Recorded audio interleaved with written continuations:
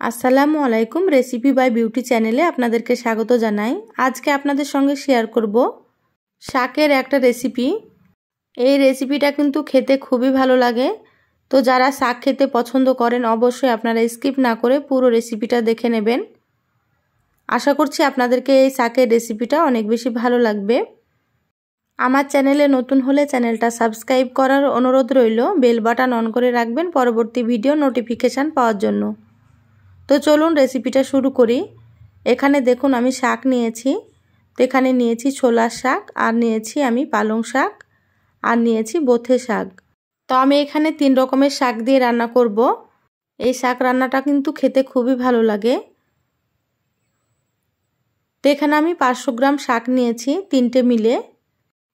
শাকগুলো খুব ভালোভাবে ধুয়ে আমি পরিষ্কার করে নিয়েছি। তো এখানে 7 থেকে 8 বার মতো পানি দিয়ে ধুয়ে নিতে হবে শাক। তো সেইভাবে আমি ধুয়ে নিয়েছি। এবার আমি খুব ভালোভাবে এগুলোকে কেটে নেব। তো যতটা সম্ভব কুচি করে কেটে নিতে হবে। দেখুন শাকগুলো আমি খুব ভালোভাবে কুচি করে নিয়েছি, আর খুব মিহি করে কুচি করে নিয়েছি, দেখতেই পাচ্ছেন। এইভাবে আপনারা কুচি করে নেবেন। এবার গ্যাস অন করে কড়াই দিয়ে দিলাম।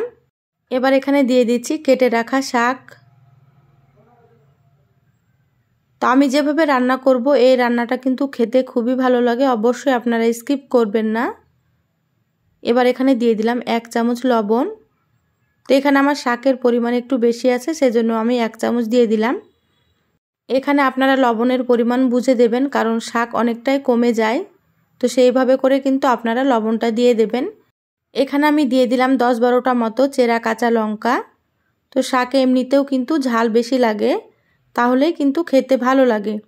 আর দিয়ে দিলাম মিডিয়াম সাইজের একটা পেঁয়াজ কুচি, আর দিয়ে দিচ্ছি এখানে একটা রসুন কুচি করে নিয়েছি, দিয়ে দিলাম। এবার ঢাকা দিয়ে দিলাম। ঢাকা দিয়ে 5 মিনিট আমি ভাপিয়ে নেব। তো ফিরে আসছি 5 মিনিট পর।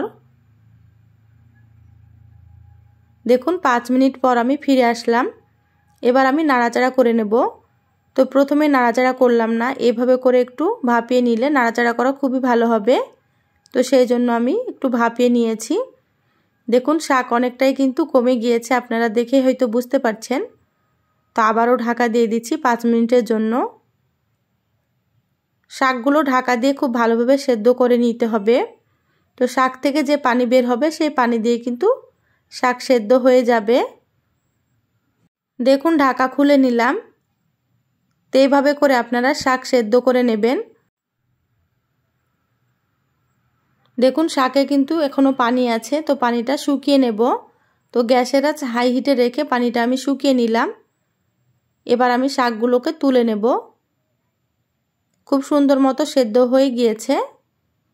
তো শাকগুলো আমি ঢেলে নিয়েছি, তারপরে কড়াইটা আবারও পরিষ্কার করে গ্যাসে দিয়ে দিলাম। এবার আমি এখানে দিয়ে দিচ্ছি সরষের তেল। এখানে আমি 3 টেবিল চামচ সরষের তেল দিয়ে দিলাম।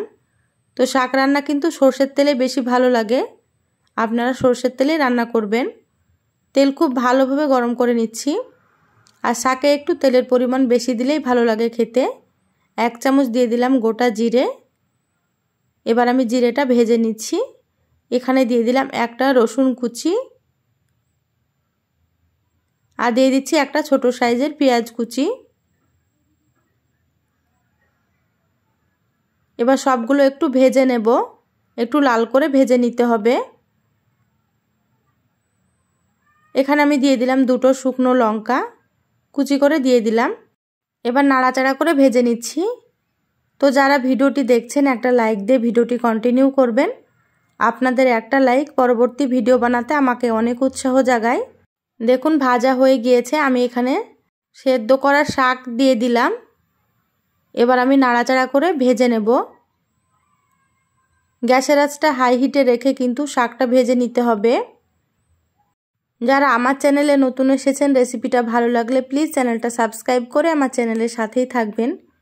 বেল বাটন অন করে রাখবেন, তাতে করে আমি যখনই ভিডিও আপলোড করব আপনারা সবার আগে নোটিফিকেশান পেয়ে যাবেন। যারা সাবস্ক্রাইব করে আমার সাথে আছেন তাদেরকে অসংখ্য ধন্যবাদ।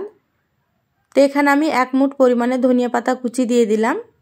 এবার আমি নাড়াচাড়া করে মিশিয়ে নিচ্ছি। তো গ্যাসের আঁচ হাই হিটে রেখে দেখুন আমি ভাজা ভাজা করে নিচ্ছি। তো এইভাবে ভাজা করে নিলে কিন্তু শাকটা খেতে খুবই ভালো লাগবে।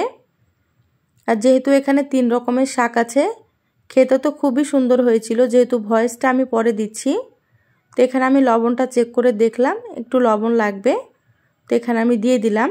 আপনারাও প্রথমে অল্প লবণ দিয়ে এইভাবে পরে চেক করে আবারও দিয়ে দেবেন, নাহলে কিন্তু শাকে লবণ হয়ে যেতে পারে। দেখুন নাড়াচাড়া করে আমি ভেজে নিলাম। আর যারা বেশি শাক পছন্দ করেন অবশ্যই একবার এভাবে রান্না করে খেয়ে দেখবেন, খেতে ভীষণ ভীষণ ভালো লাগে। তো রান্নাটা হয়ে গিয়েছে, আমি গ্যাস বন্ধ করে দিলাম। এই তো দেখুন প্লেটে তুলে নিয়েছি, আর দেখতে কতটা সুন্দর হয়েছে দেখুন। যারা শাক খেতে পছন্দ করেন তারা দেখেই হয়তো বুঝতে পারছেন কতটা সুন্দর হয়েছে।